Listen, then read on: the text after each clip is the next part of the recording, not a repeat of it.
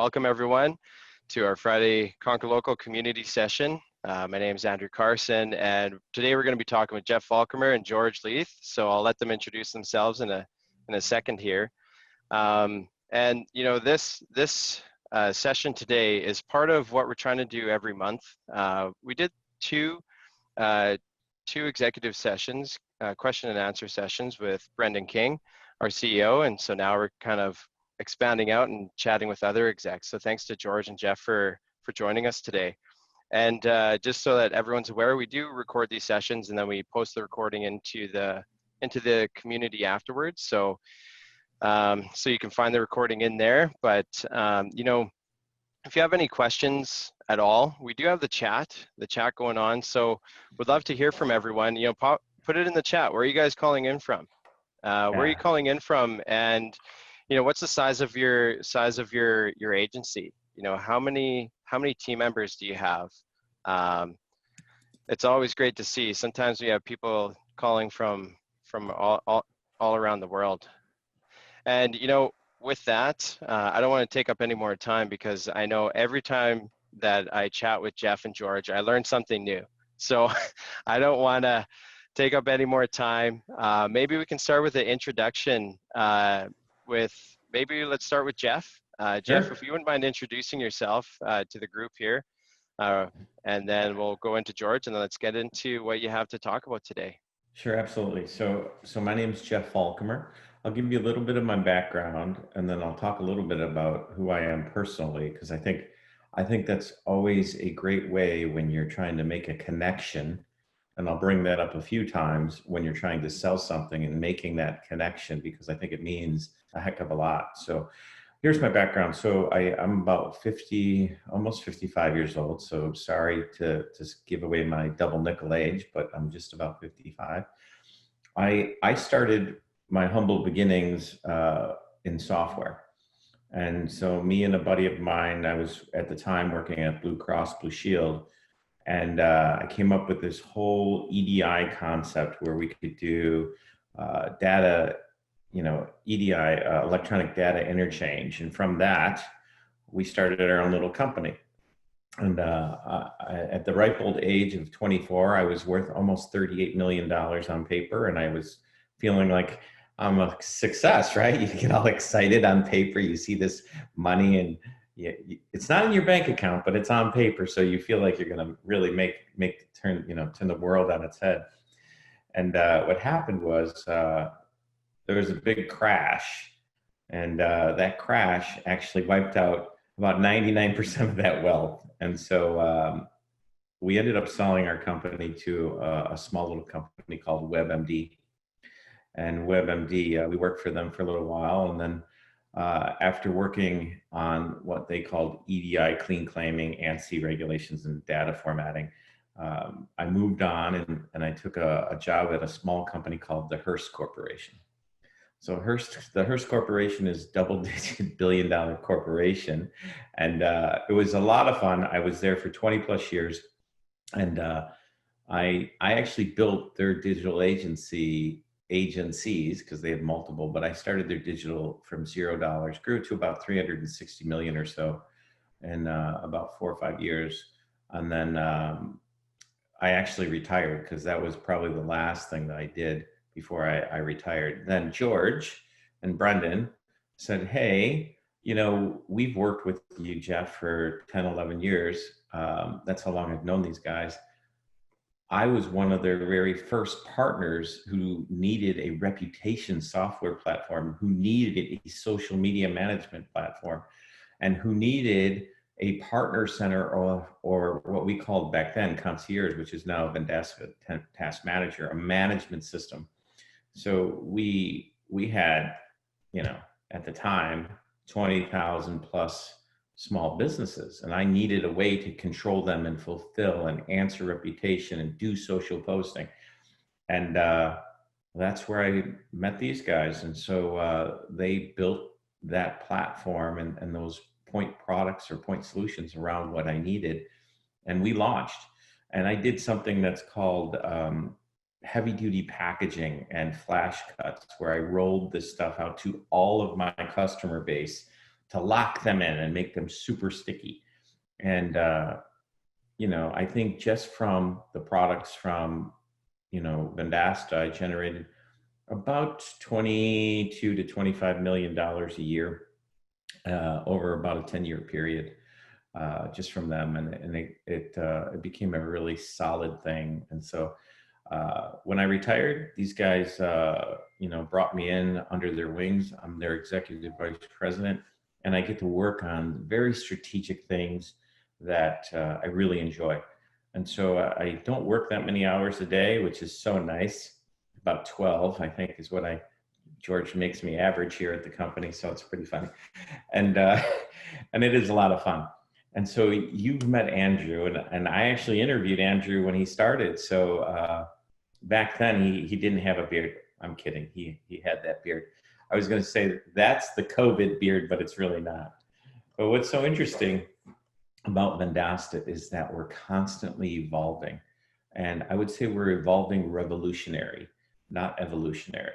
And that's what's so key. So some of the things that I don't even know if you've seen, but we've done this thing called Project Remote.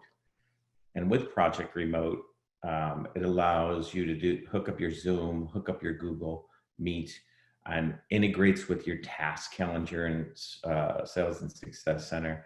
It's now integrating with task management into that calendar. We're rolling that out this week. And it allows you to send out links to potential clients so that they can schedule an appointment that fits the needs of your sales team. And we're doing that on what we call a round robin. So we're building tools around it. And basically, it's just part of the platform. These are the things that are so inspiring about Vendasta, is that we get to be creative and come up with the e-commerce pieces or do flywheels about how revenue actually comes and goes. And I think they're really important. And so that's my background, and I'll turn it over to George. Otherwise, just so you know, I can talk for 7 hours straight. I won't steal all of George's thunder. I'm going to pass it to him and let him do a quick intro. It's obvious that now we know that who's Batman. No, I'm still Robin. I'm Robin. He's Batman. My name is George Leith, Chief Customer Officer at Vendasta and EVP of Sales. I am salesman number one at the company. Brendan and I have known each other for a long time, and about 8 years ago, in fact, it's 8 years ago, right around this time of the year, I got a phone call that he had this Vendasta thing going. I've known about the Vendasta thing that he was building and with his co-founders, and in their previous company, Point Two, which was a real estate platform for 165,000 real estate agents, they didn't have any salespeople. So they didn't have any of the problems that they have today, because bringing in salespeople like George Leith and Jeff Falcomer, that's some grief for them. No, I'm just kidding. Only a little bit of grief. My background is radio. I started at the local radio station in a little town called Rosetown, Saskatchewan at 16 years old. So I was on the air while I was finishing up high school. So thus, I don't have a degree from university, because the only reason you go to broadcast school is to get on the radio, and I was already there. About a year into that, being on the air, small town radio, running religion tapes at night because they paid the bills. They asked me if I would do play-by-play hockey, and I'm Canadian. And you're basically thrown on the hockey ice at a young age, and some places you learn how to swim. In Canada, you learn how to play hockey, and you either get punched and your teeth get knocked out, or you learn how to play hockey. So I had played hockey growing up, and continued to play some rec hockey, more for the beer than the hockey, but I started doing play-by-play hockey, which was a lot of fun, because Jeff can talk for 7 hours, but I could talk for 7 years. And started doing play-by-play hockey, and they needed somebody to sell the ads and the broadcasts. And there's this, a lot of play-by-play people in small communities do the sales too. And next thing you know, they're like, and we'll pay commission if you make these sales. And I'm like, what the hell's commission? And then pretty soon I really liked commission, because I was making really good money, because I learned that that talking and ability to think on your feet that I had as a broadcaster helped me as a salesperson.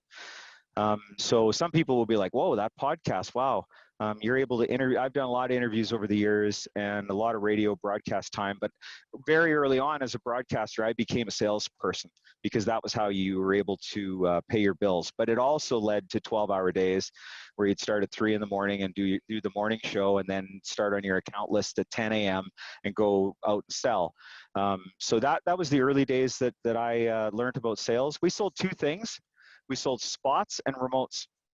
And then the odd time we could sell like a sponsorship of a newscast or something like that. So if you think about the media business, you really only sold a couple of things. And by the way, our training was, here's the yellow pages and here's a one pager, go sell. That was the training. And a funny story, the general manager and sales manager of that radio station became a Vendasta partner last week. Not that we didn't try and sell them for 7 years. So I don't know, maybe we were shitty salespeople, or maybe it just took them a long time to see what was going on. But anyways, welcome, Dennis, and your team at the radio station in Yorkton, Saskatchewan, Canada, finally selling digital. I got into the publishing business kind of by accident, published the largest farm newspaper in Canada for about 2.5 years. I was up against the Western Producer, which is at the time was a Bible. It had a 180-page weekly classified section that was running about $10 million in business a year just in classifieds. Remember when newspapers were a thing? That was my first startup. And it was painful. I don't look back at it fondly, but I managed to take a $40,000 investment and exit with a $2 million exit. So back then that was pretty cool. Barely paid all the bills because, you know, you're running by the seat of your pants. So, you know, startup experience. Then I owned some of my own businesses for about 10 years. And then I entered here into a tech company. And I remember the very first customers that I worked with were in the newspaper business. And when I would go out on a call with them to teach them how to use the platform and the solutions, and Jeff did a lot of this in his days. I remember working with a sales rep on one of those first calls, and she was petrified when we were going in on the sales call. And I got to ask her some questions afterwards. And I'm like, it's okay. I'm you. In fact, I'm older than you. And I've learned some new tricks. And I, you know, I kind of give her that background that I'm just a salesperson that makes calls on businesses like you. And she was very, very intimidated by digital. And because she sold one thing, boxes on paper. And by the way, they didn't sell, they took orders. So they went to the same group of customers every week, or you know, whatever their cadence was, and they said, hey, that ad you ran last week, would you like to make a change to that ad? Or we did the same thing in the radio business. You buy 400 spots at the beginning of the year, and then we worked every single day in the 365 days to use up those spots so I could sell them another 400, or maybe get lucky enough to sell them 500 if they used them up in November. But it was not solution-based selling.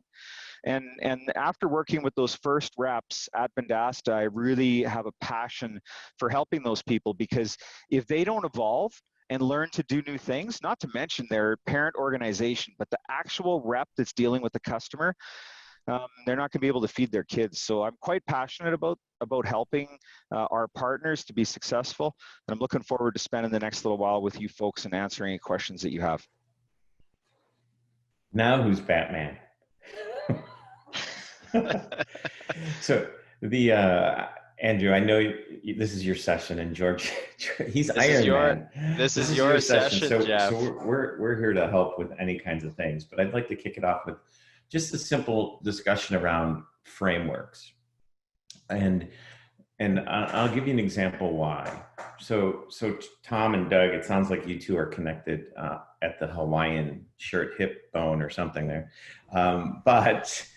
but here's the deal. A framework allows you to set parameters for guiding your own business. And it also, when you bring on your new sales folks, or even your admin people or your operations people, depending on how big you plan on getting or how big you are, you want to be able to establish that framework and set a criteria and a goal, right? And it's interesting, because, and George taught me a lot about this, and I think it's really important, and some of his messages are spot on, right? A lot of times you're always looking at, okay, my goal this month is to make $25,000, and that's the goal, right? But it's you're measuring the wrong thing, and this is what George preaches daily. It's the activity that you do will drive that end goal. And so having these, what we call leading metrics, like how many phone calls did your folks make? Are they using the marketing automation in the Vendasta platform and making sure their picture is on those automated emails, making sure that they set up 7 emails to go to the 100 of businesses that they want to touch this week before they pick up the call or use our Project Remote and set up a Meet or a Zoom and do that face to face. And the one thing with the framework, you can set up one for each section of your sales process, right? We use Medic. Every salesperson, every sales team has a different way of approaching a customer. So if I was going to talk to Doug or Tom, who I already can tell are very personable, I would start my framework out with getting to know my partner or getting to know the business that you want to do business with. And that touch point becomes the first part of your framework.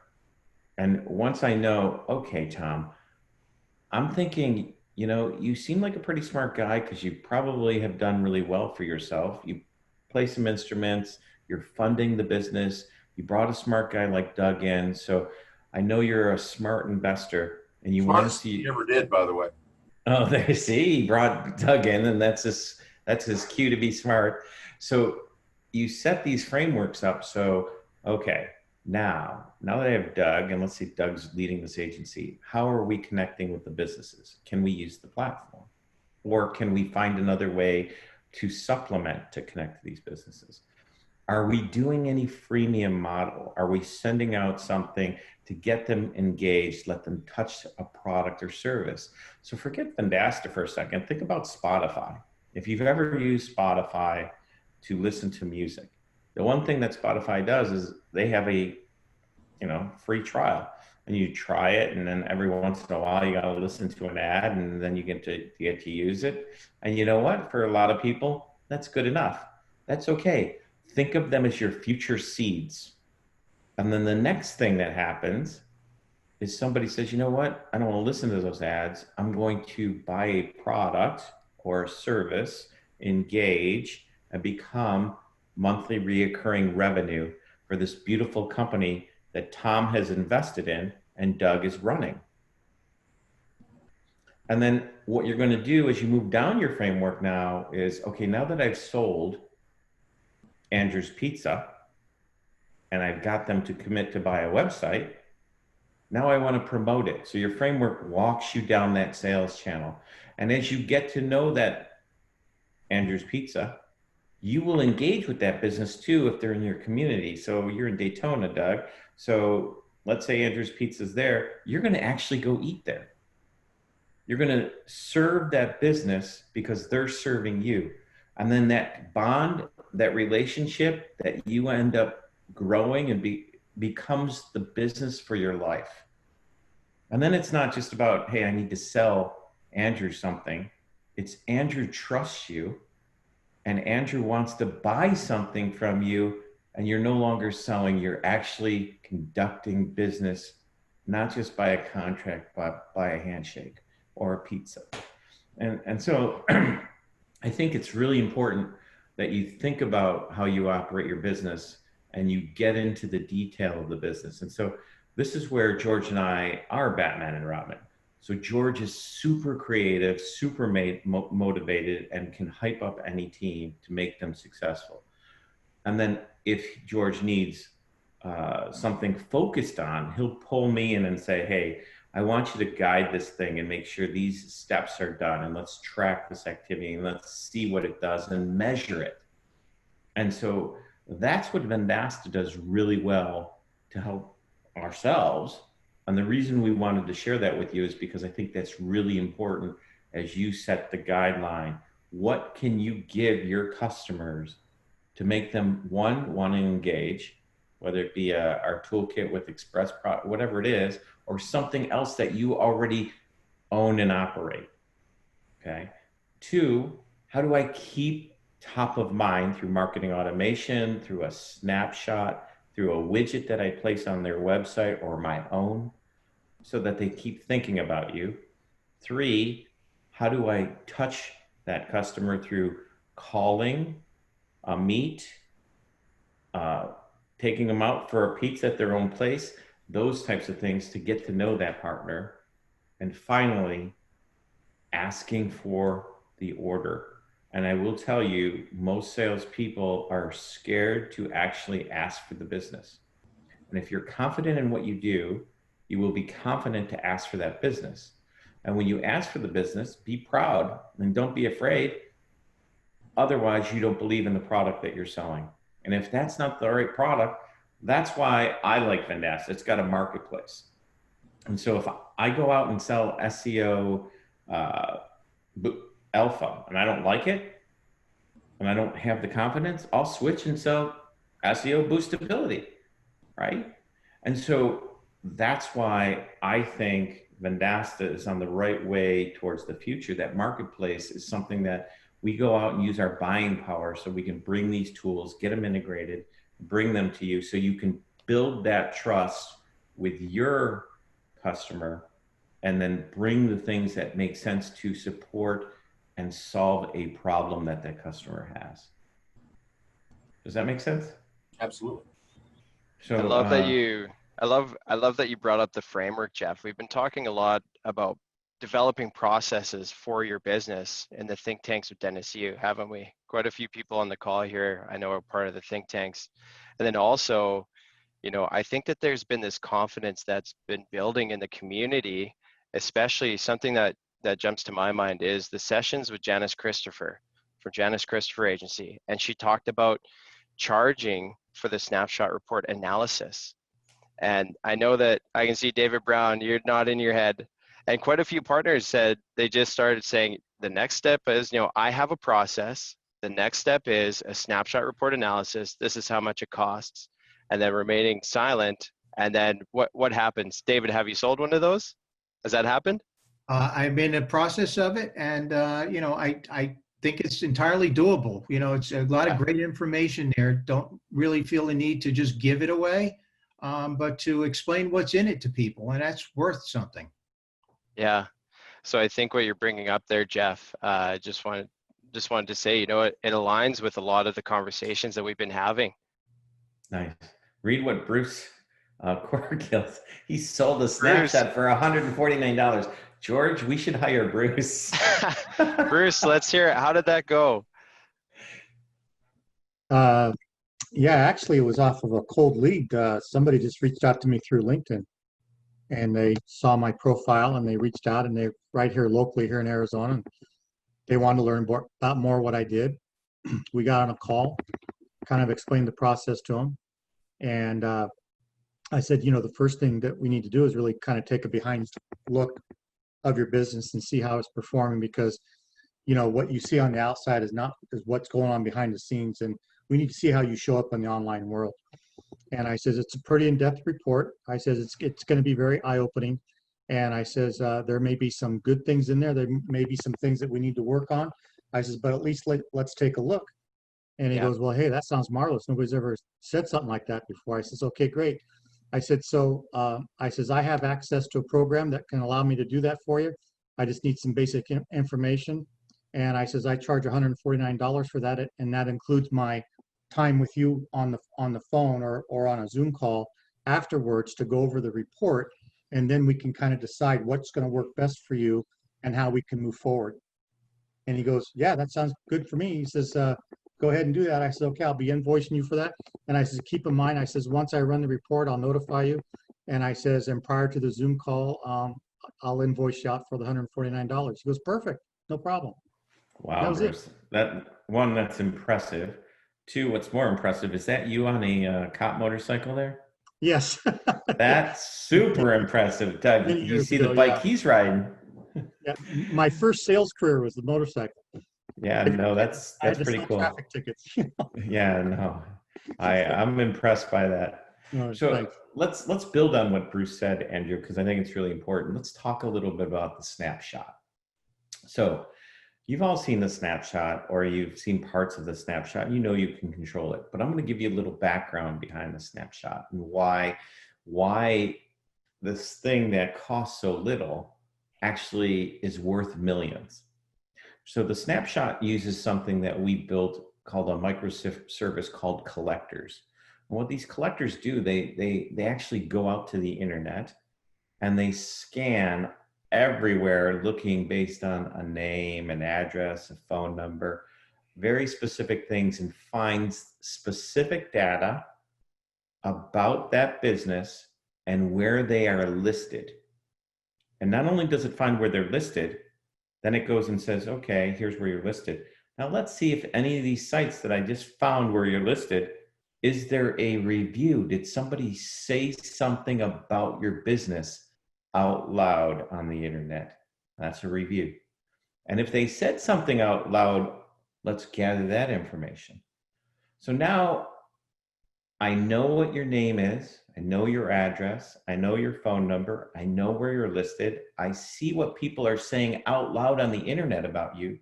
But at the same time, let's see if anybody is showing up on Facebook, Google, and about 400 other sites that we're searching for that data.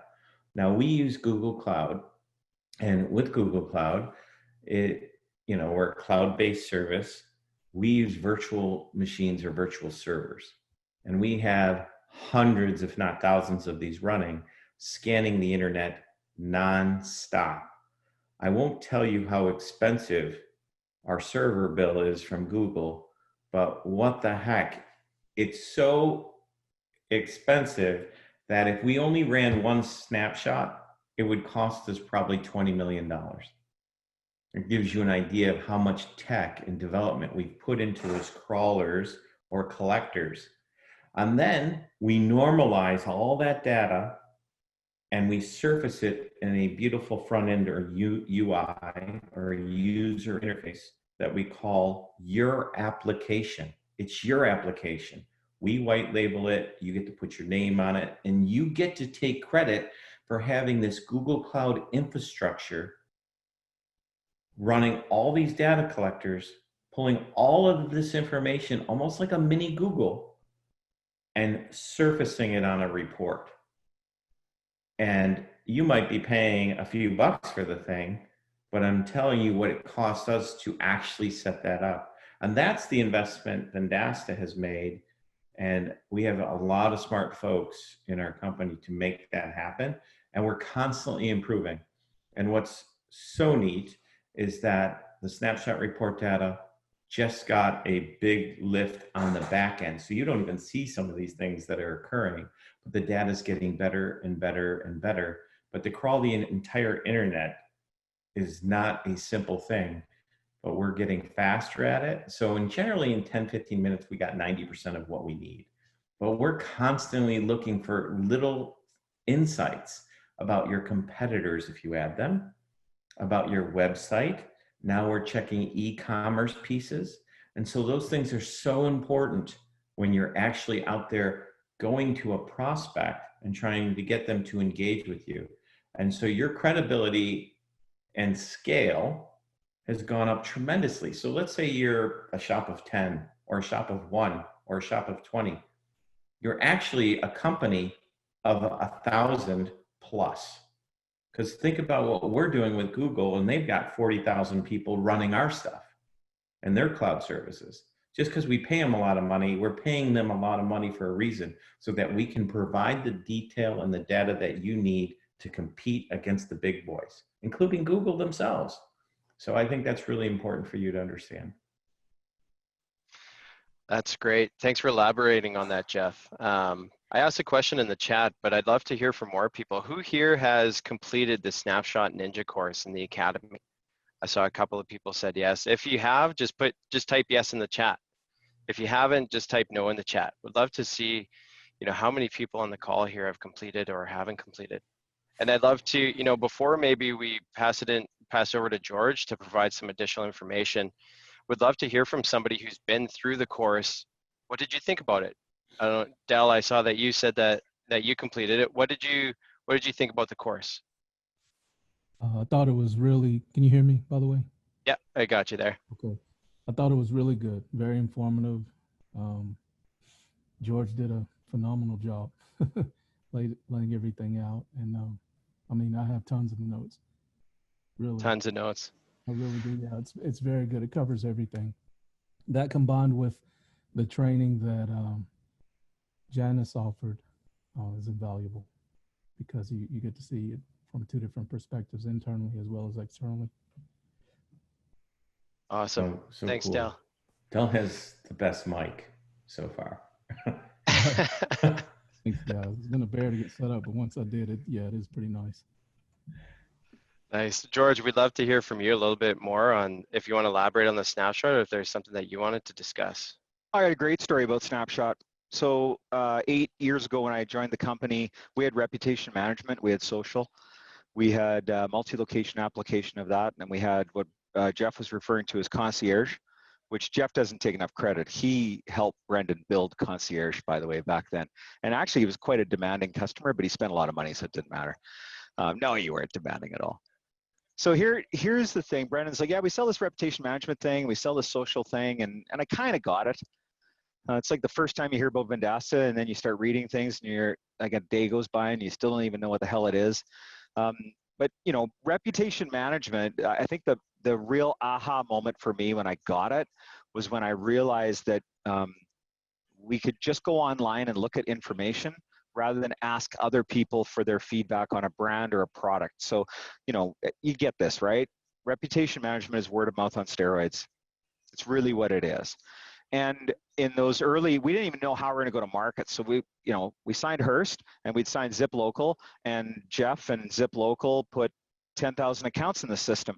And that was because, you know, Jeff, you were trying to fill in a stack of products and services that you needed to provide to those customers. But it was this, you know, you call it a flash cut, where you just moved the accounts over and it was 5,000 accounts. And Brendan and the founders were like, we're going to get a unicorn here. This will be bigger than Facebook, because that was their first customer interactions. But Jeff and Zip Local were doing different things than how other partners were going to take it to market. So we started working with some of these publishing companies who had a big hole in their boat where they weren't able to sell boxes on paper.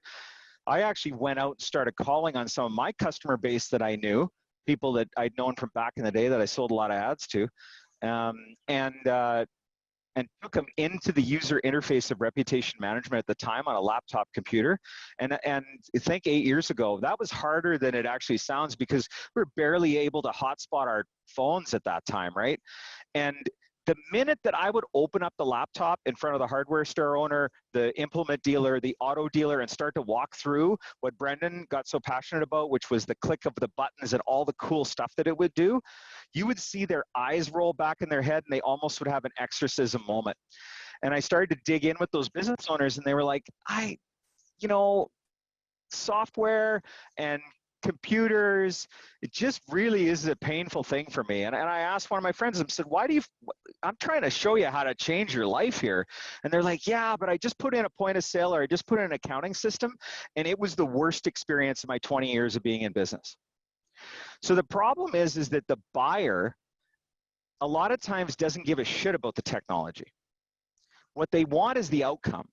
And that was where Snapshot was born. I went back to Brendan and I'm like, dude, if this is the way we're going to go to market through channel, like going to Jeff Falcomer's sales team of 1,000 people and trying to get them to take a laptop out and connect to the internet and go get the time of the business owner to walk them through the workflow of the software.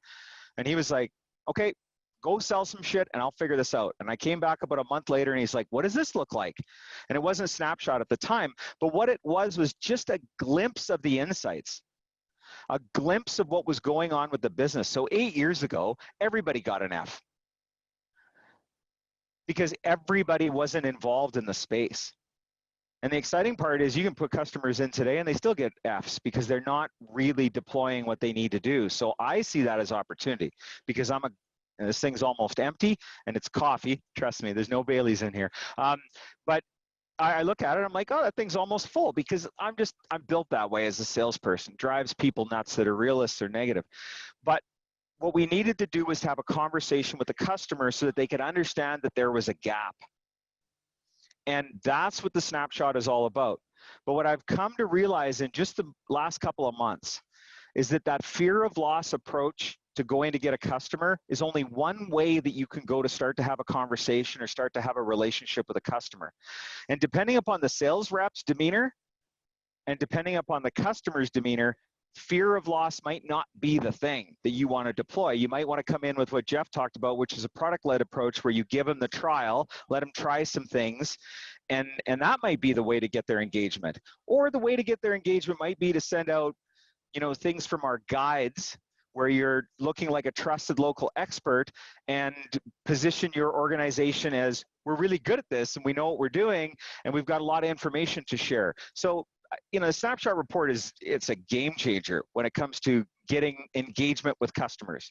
And one of the things is we throw a bunch of information at them when we almost scare them a little bit, and I want it to be a little bit confusing because I can come in and save the day afterwards and go, let me answer the questions to that. And they go, oh, your report is wrong. Well, let me show you why it might be wrong. How do you want to be? So it's all about the conversation that it creates. And it's all about getting you to that top of mind awareness. So Jeff, remember that back in the day, 1988, 1989, as sales managers, we would give our reps this picture of a head. And it would be drawn out. We photocopied it, right? And it would have a ladder inside the head. And it would be like, hey, Mr. Client, you want to move to the top rung of the ladder so you can get top of mind awareness. A lot of times that's all Snapshot is just positioning you and your organization at the top of the leaderboard in the mind of the prospect as to who I'm going to talk to. Keep in mind, there's 20 people trying to sell your client digital marketing today. There'll be 20 different ones tomorrow and different ones the day after that. How are you going to stand out from the rest? Sometimes it's punching them in the arm and saying, you got a problem, and that's challenger sale, gap selling. Other times it's try this thing, get some value out of it, and I'll come back later and we'll really start to work with it. Other times are, I'm really good at what I do. Here's a whole bunch of people that'll back it up. Let me lead you through this journey and change your business. So, you know, the rant I'm on is because of feedback that we've gotten recently. Oh, the snapshot report makes people feel uncomfortable. Damn rights it does. That's the way it was built. But it's only one approach that you can use with a customer. There's other ways to engage that client.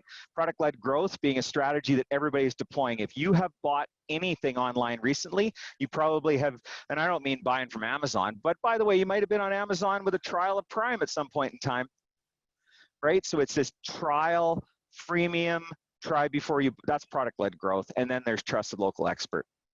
Questions, comments, concern, debate? Hey, I have a question. Go ahead, Dale. Along the lines of you saying to let them try it out. Is there a way to demo the business center that's fully populated? A working example of it that we don't have to go in and enable all of the components of?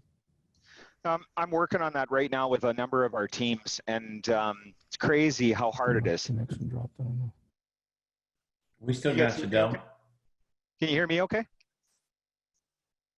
Del? Yeah, it looks like Dell may have froze. Okay. No problem. To answer the question, we want to give you that demo in the worst way, and I don't even know why it's so hard, but it's hard, and we're gonna make that happen here in the coming months. It's a personal mission of mine, you know, you think I ranted about Snapshot Report, you should see how I'm ranting about demos, and I don't want to just give you one demo. Because here's the thing that I don't like. Listen, I love restaurants. I've owned restaurants. I've eaten in lots of restaurants. I've got lots of people who own restaurants who are very good friends of mine. But restaurants are really hard places to sell to. Why? Demanding, cheap, half of them go out of business. I don't like using that as a demo account all the time. I like, just because they get lots of reviews. I like using auto dealers. I like using medical companies. I like using dentists. I like using funeral homes. I like using all sorts of different businesses to show that there is a larger breadth of customer that need these solutions, and it's all about customer journey. Now, what is Business App? It's a container. It's one app to rule them all. It's a place where you can put all of the things that you've sold to that customer and all the solutions that you have in one thing that is branded with yours that you can give to them. But I will tell you, you need to load it onto their phone for them. You need to bookmark it. You need to make it a little, and it's hard because we can't even go face to face with them right now, but you need to get them engaging with that business app and bring it up time after time after time. So when you're doing a monthly business review or a quarterly business review, I would open the business app every time and just throw it in front of their face and show them all the greatness of it. They're not going to get it overnight because there's so many good pieces to that. And we've got to come up with a real succinct, crisp delivery. Plus to give you all the transparency in the world, we're improving that thing pretty much every day because we really believe it's the game changer. And remote and COVID is why. We need to have that one place where all the information and all the communication that we're having with that customer lives, and that is business app. It really is the secret sauce to the relationship that you're going to have with your prospect, your freemium, and your customer. Absolutely. Hey, George, Dell's back online. So Dell, did you have a question?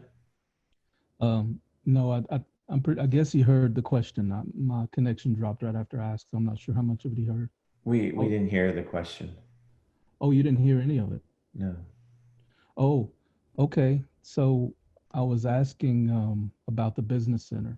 Now, I don't know if that's what he was answering. We were just talking, he was answering he was talking about the business center. He probably covered what you asked and 10 other things because George is really passionate about the business app. Oh, we call it a business app because it is a full application.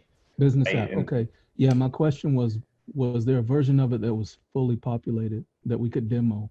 Oh, yeah, we heard that part. Gotcha. That's what he was just talking about. Got it. That was all I had, but I didn't hear the response, so I'll catch it on the replay. Yeah, you know what? George, here's the summary. We're working on it, and we'll probably set one up that we can have a test or a fake business app somewhere that you guys can go and use and show potential partners. But that's the goal for sure. Just one other thing I've noticed in referring to it as an app, people tend to think it's going to be on their smartphone, and maybe it is. 100%. It is on their smartphone. And that was the last part that George was covering. Okay. You get pretty excited because remember, this is a mobile world. And the business app can, depending on what type of phone you have, but you can definitely place it on there. Hey, George or Andrew, take a note. What we should do is we should probably build a quick link for the business app. Just, you click the link and boom, it's on your phone. And we could probably do that for iOS and Android. I gotta jump in here, and Jeff, help me with my narrative.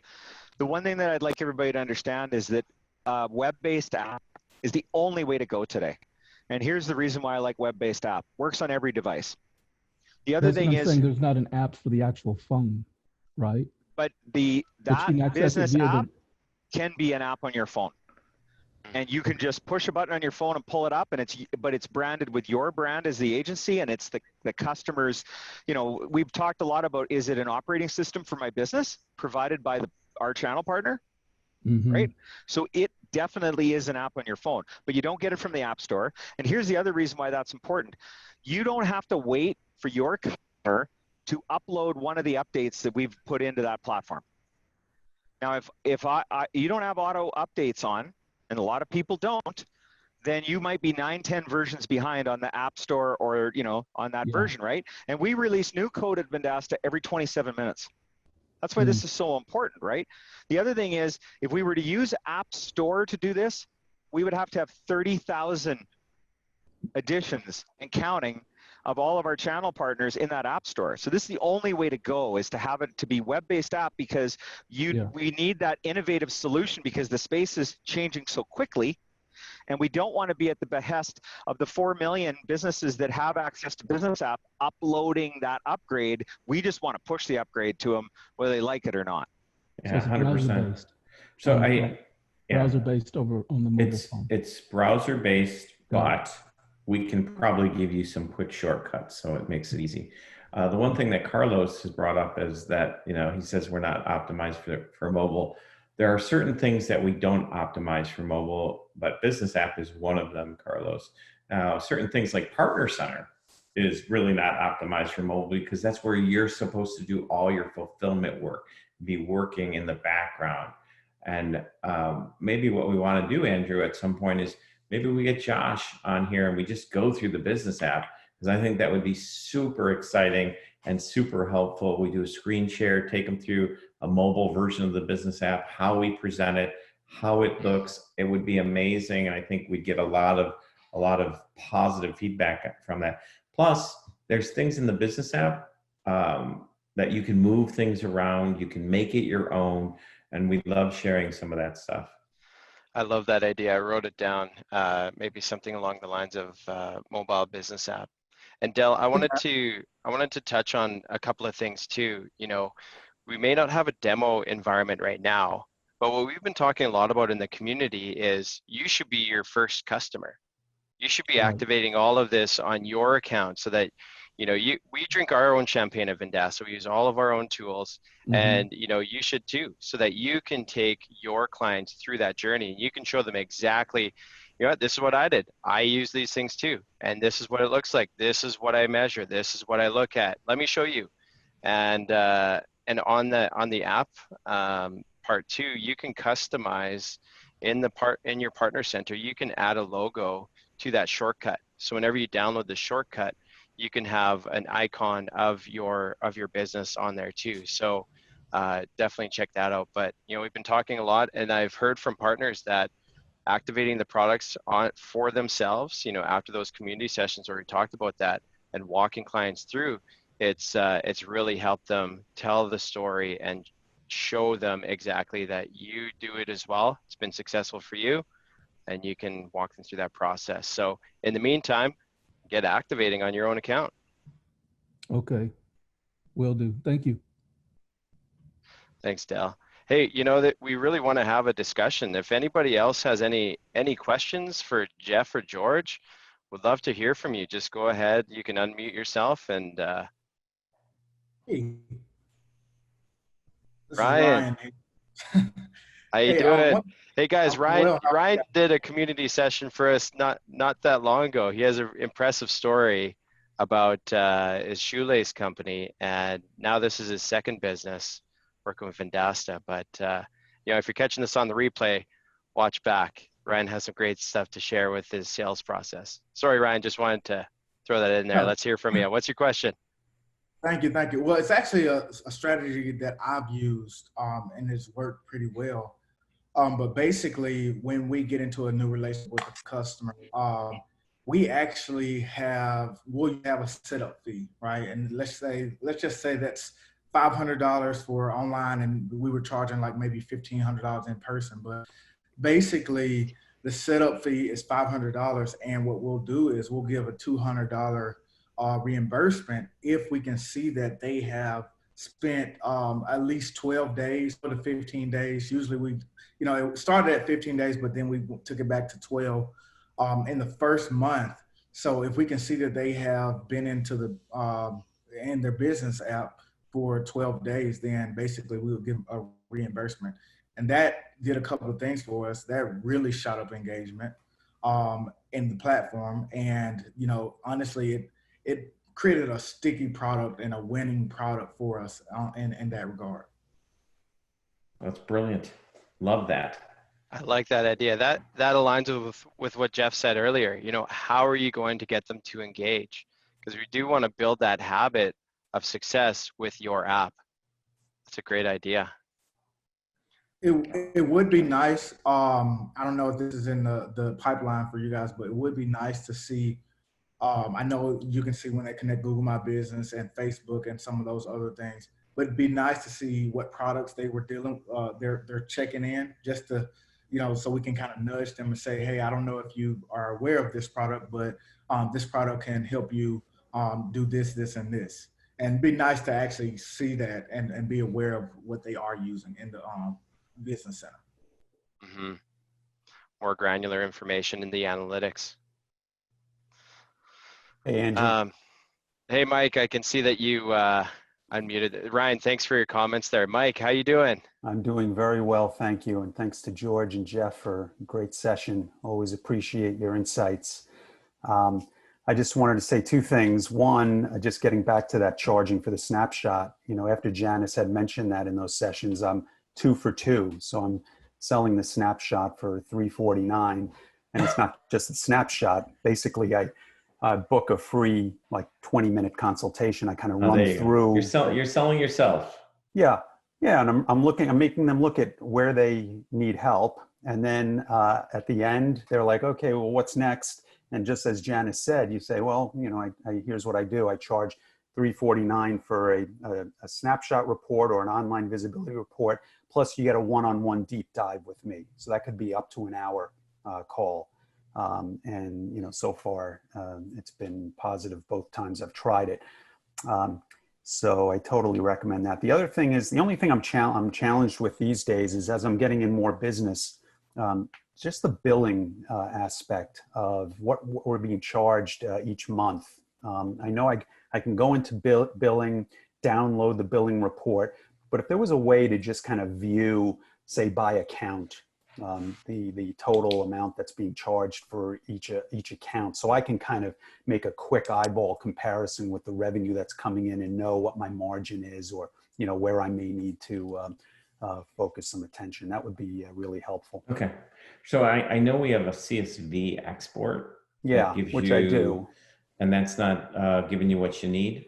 It requires like more work on my end. Okay. You know, it's until I write it down as a process. You know, every time I feel like I'm relearning. Okay. So you want like a quick button that you can click, and it gives you account by account billing. Yeah. You know what, Mike? Can you do me a favor? Can you get to Andrew? Yep. How you would want that laid out, and Sure. then we'll take a quick look at that. It's funny that you bring up something like that, because I just finished building something with our order table. And if you haven't gotten it yet, please talk to Andrew, but we're releasing it to everyone soon. But in the order table, we built a CSV output, and it outputs everything about the order, the products, the customer, their profile information. Mm-hmm. And we probably can use that same type of logic to give you what you're looking for on the billing side. All right, great, thanks. No problem. Good question. Great question. And I'll follow up with you on that, Mike. Okay. So, you know, we still have a few minutes left. Would love to hear from somebody else. David Brown, I can see you unmuted. Do you have a question or comment? Yeah, I was just going to ask, is there any way that I think this might be helpful? I know it would be for me to have some kind of a pro forma contract. What do people do when they sell the products in terms of contract? Could you repeat that question? I'm sorry. What are people doing when they sell Vendasta products in terms of issuing a contract to a customer? It would be great if there was some kind of pro forma contract that could be adapted depending on what you're selling. Okay, so what you're saying, let me just try to repeat that. If we built like a quote builder and then allowed you to add your terms and conditions to that quote, then when you send that out, that could be converted into a contract so that you have legal terms? Yeah, so that there's a piece of paper between us rather than just, you know, we sold something. Yeah, exactly. Got You're it. talking about a proposal, maybe? Yeah, like a proposal, or like a proposal tool. Okay, so you know what? We're going to take that to heart, because we've already begun doing that. So soon you'll see a first layer, and we can share it with you. That'd be great, Jeff. Thank you. I just want to contribute to that, because I've been dealing with that as well. And what I do is I say to a client, you know, I don't have a contract. What I do is I put together a package showing all the deliverables, and then I send you an invoice. Once you pay that invoice, we now have an agreement with each other, and you can always look at that package for what those deliverables are. And since it's a month-to-month arrangement, I'm not signing up anyone for a long-term arrangement. Either one of us can back out of it with no problem. So that I haven't run into any problem doing that. You know, Mike, and again, I could tell, Mike, when you first spoke, you sell yourself. And so you're not selling your, you know, white labeled Vendasta app, which has become part of you. You're actually selling yourself. So you're selling your trust equation in your framework is, hey, you have to trust me, and I'm going to prove it to you. I'm going to go month to month. So if you don't like something, that's fine. We'll part ways and be friends. Right. But I'm going to show you and deliver each and every time. So that works well for you. And that's so everybody's going to find their own trust equation, but it sounds like you found a good way to combat that. But I will tell you, we are working on a proposal tool, or it'll start with a simple quote builder. that can turn into a proposal, and we will give you the ability to add T's and C's if you so choose. Awesome. Thanks for the question, David, and the feedback there, Jeff. Carlos, I can see that you wanted to ask a question. We'd love to hear from you. He added the DocuSign piece, and then that is definitely something that we're thinking about as well. So everything that you've brought up are things that are, it's like you're in our heads and you're in our drawing boards when we're brainstorming. So my quick question, can you guys hear me okay? Yeah, a little bit quiet, but I can hear you. So basically, maybe you guys could expand a little bit more about what's behind, let's say, the vendor aspect of Vendasta, as far as is that something that's made mainly for new vendors that come on board to basically allow us to use their products, or is that something that we as partners can expand by maybe learning how to do single sign on, or using the APIs to bring in a DocuSign like type app or something along those lines? Just kind of give some background as to why that is there and where it's going. Interesting.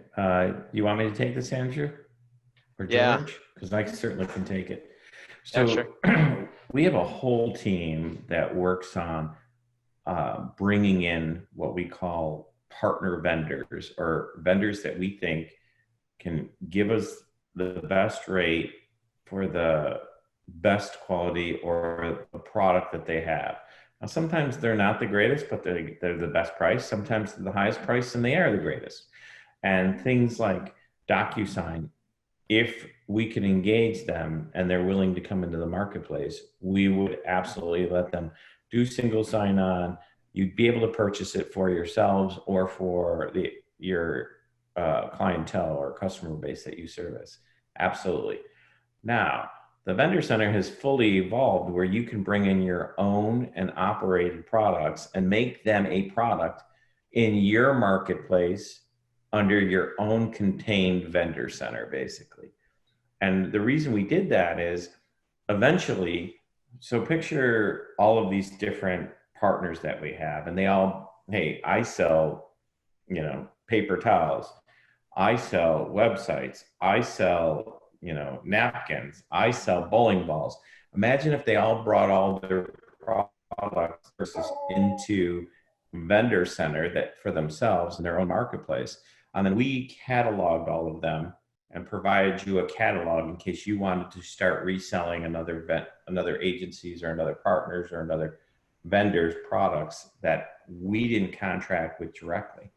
And so what you're seeing, Carlos, is one of our visions. And we're getting to that point. But right now, anyone who has a legit service or a legit product that can scale, which generally means we put our product out in, I don't know what, we're up to 30 different languages and currencies and locale and zip and phone number requirements. Those are the things that we look for. So that's why you have G Suite. That's why you have Office 365. That's why we have the WordPress piece in our Website Pro. That's why we do boostability, because they handle multiple countries for us. And that's why we do SEO Alpha and other things like that. But if you have someone very specific, get that over to Andrew so that we can take a look at it. And if they're willing and they make sense and they're a global brand, we'll try to get them in there. So just to, thank you for the answer, by the way. So just to understand a little bit better, so it's not necessarily meant for you to have, it's not a space for where we can try to bring in our own via API. Hey, can we connect this? That's something that you would have to go through Vendasta or through Andrew. I guess let me regurgitate your question here. What you're saying is you have your own API for a product that you have and you want to put it in vendor center so it shows in your particular marketplace. That you can do, right? There is no problem doing that. We have partners that do that all the time. Where would I find that training or that information / resources? We have an entire API doc, but the best thing for you would be, Andrew, let's hook them up with Alan, and we'll actually let you talk to one of our integration developers. Awesome. And then you can talk about what you're trying to do, and he can guide you, and he has access to all the APIs, and he can tell you which one you need. and then he can set up your endpoints and your SDK or whatever else you're going to need to do what you want to do. Perfect. Thank you. That's awesome. So we'll get that connected there, Carlos. So we're right at the top of the session. Joshua Langley, I know you always have some quick comments to take us out. We'd love to hear from you, briefly before you sign off here. Thanks, Andrew. It's good to see you. I just wanted to touch on the invoicing again, some things that I know you said that we're working on that might take a little bit more development time, but just for whatever my 2 cents is worth, if we could just attach like PDFs to those invoices somehow, have admin access to be able to open like the voided invoice. Cause like once I send an invoice, I can't open and edit it. Like it's sent. And then if I either have to delete it and recreate a new invoice, and then also the ability to be able to add a discount. So just some simple features like that, I think would like speed up the process and make the invoices look a lot better. I've talked to it. Awesome points. Andrew, can we get those? Can we get those written? Because over before on like a couple weeks ago, but I'll send it over again. No problem. Yeah, some of these I know are already in works. Reoccurring invoicing automatically happening. We are just launching that. I know that's coming up. I didn't think about the admin access to open, and I didn't know that was a blocker. So get that over, Andrew. Let's get that over to Kaz and her team. Please put that in. Add in the PDF would be, or just be able to add attachments, as the email goes out somehow would be amazing. So we could send the snapshots. So that way we're not sending them like 3. They could just get one email and have everything that we need is attached to that email. No, I love that. Those are some great ideas. So, Andrew, we have a team that is dedicated to working on that, and all of those things will get in their backlog, and we'll see when they get released. I'll reach out to Kat and send her an email. I think I have her. Oh, you have Kaz's email? Oh yeah, we've talked already. Okay, can you CC Andrew so I can get that so I can talk to Kaz too about it? Yeah, that'd be great. Absolutely, I appreciate you guys' work and everything. We definitely appreciate that.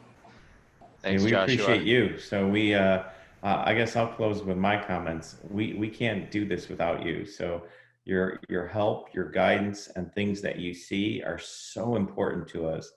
And if you come across a big opportunity and you need some specific help, reach out to Andrew or anybody else in the company, and we will definitely jump in. And in a lot of ways, we work for you. It's not the other way around. So make sure you do reach out to us. We're definitely here to help. And Joshua, for everyone on the call here, a great place to voice these ideas is in the community. You can start a new discussion. I encourage you all to get into the community and chat in the forum, whether it's these types of questions, feedback on improvements. We would love to see those comments in there so that partners and our team alike can take action on them and have those discussions. George, any final comments before we log off here? I saw you clapping there. What was going on? Well, I don't even know what the hell happened here, but I'm on the sales floor and there was a lot of clapping, and so I just started clapping. So it's, but I'm going to find out what I was clapping about in a moment. Really appreciate everybody's time, and I want to echo my colleagues' discussion around we can't do this without you. And the one thing that I really like about our business model is that we're very vested in our channel partners' success. So that is all the efforts that our team put forward is, we grow because you grow, and we want to do everything that we can to help you in that matter. I see Tim on the call. Tim's one of our partners at Edmonton. I had the chance to have a beer and a chicken wing with him back when we could actually be close to people.